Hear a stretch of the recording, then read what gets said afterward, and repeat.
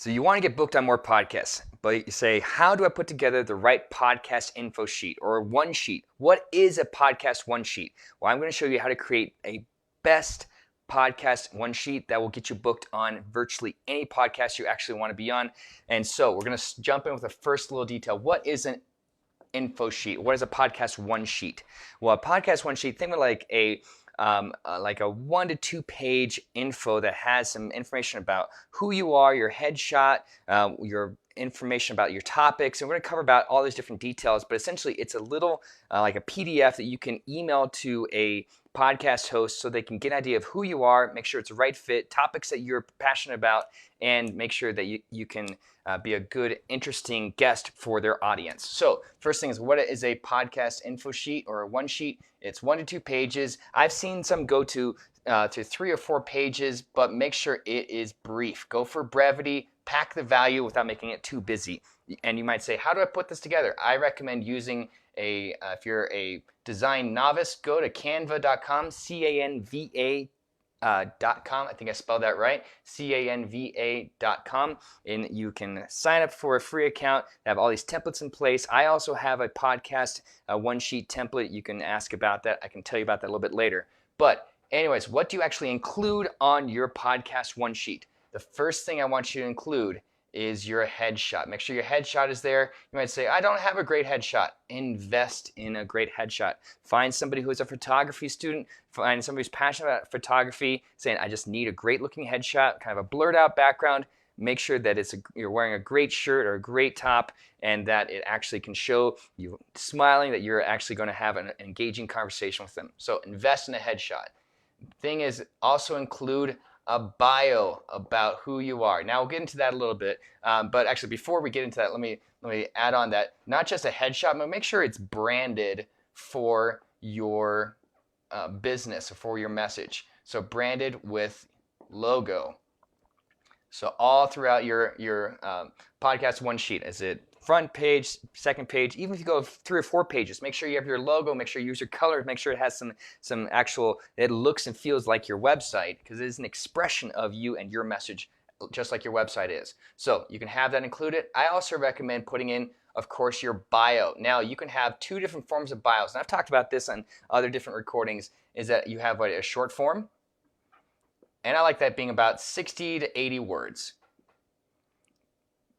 And I also say then you have your feature length, which is your about 170 to 100, about 200 words. So 170 to 200 words.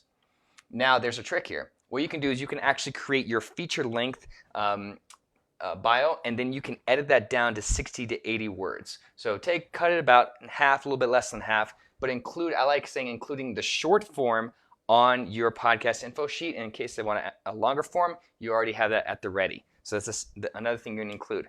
But I like to say also including in a section for previous appearances, previous podcasts you've been on.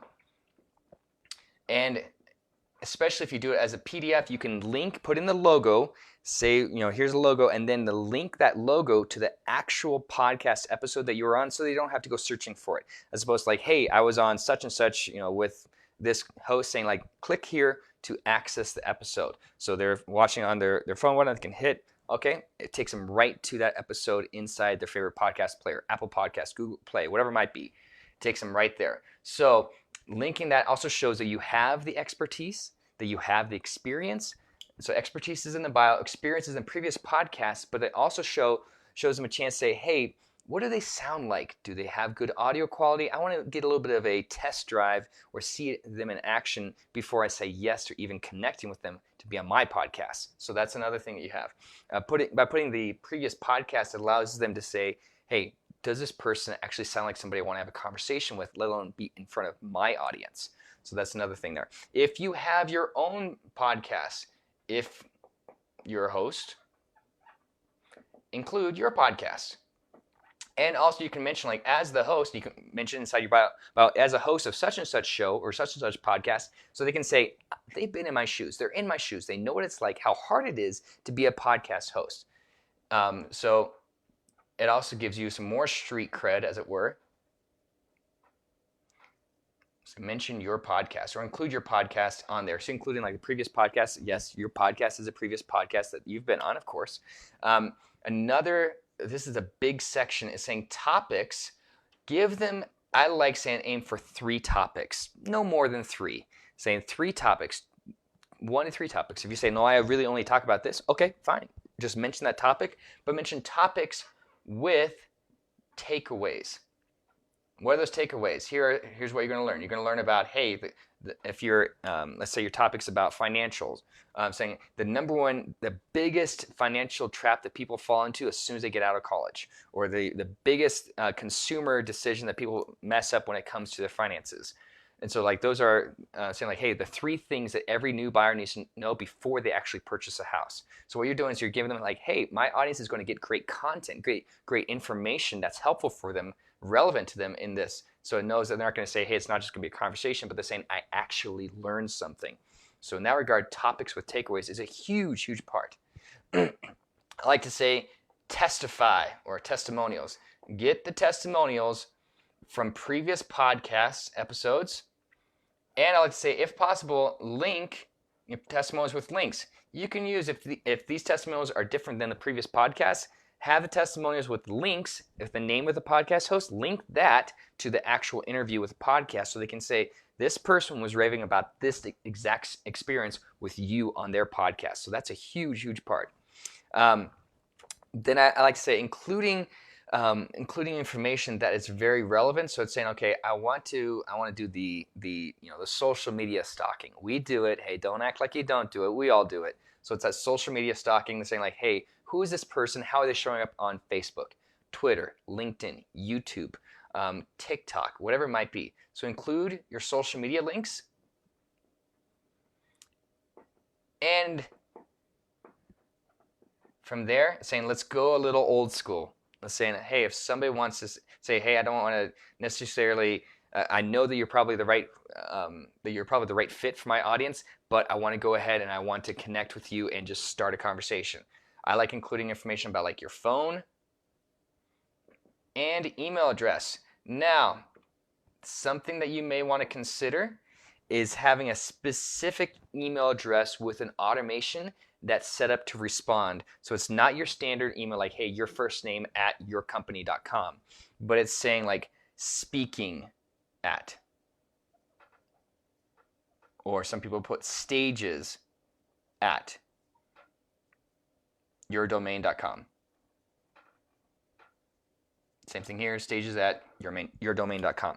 What it is that it is dedicated as a stages or speaking specific. So like if you want to be on speaking at a conference or like a workshop or a luncheon or a seminar or on podcasts or summits or whatever it might be, all stages or all speaking specific emails or interests is directed right back into that same email address. So it serves as a funnel for anything stages related. So it's not getting lost in your regular saying, oh, I'm getting alerts from like Asana, or I'm getting alerts from FreshBooks, or I'm getting alerts from Buffer or whatever it might be. It's going, these are only stages specific emails are going into that.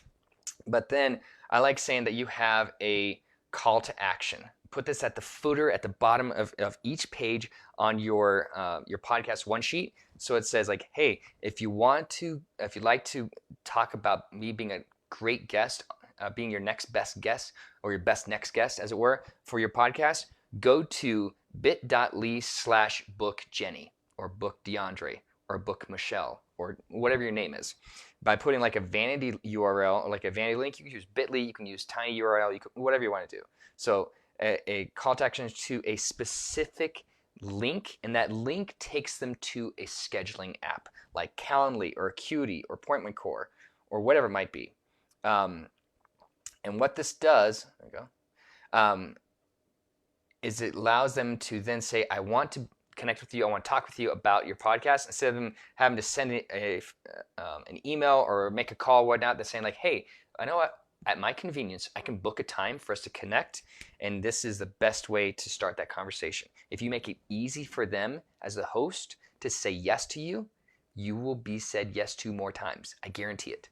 So with this podcast one sheet, what we've done, we said we've put in all the necessary ingredients, and you might think of other things that you want to include, but after working with over 800 different speakers, helping them put together their info sheets for speaking on stages, this is what I've learned to be the best ingredients to include in a podcast one sheet. This will get you booked on more podcasts. This will be the best podcast one sheet you can put together using these ingredients. So go out there. If you say, I have no clue how to get on more podcasts, I have no clue how to create a podcast one sheet or info sheet, what does that even look like? How do I find the right podcast? A bio, I don't even know where to start with my bio. Go to workwithjoncook.com, fill out the intake form, or hop on a call. We'll talk about all this information about a podcast one sheet, what you need to include, building that out. What does that look like? What's the process of getting on more podcasts? So don't let this be daunting to you. I have the experience to help you create the right material so you can get on more podcasts, so you can share your message and make a difference. Go on out there, make a great day. Take care.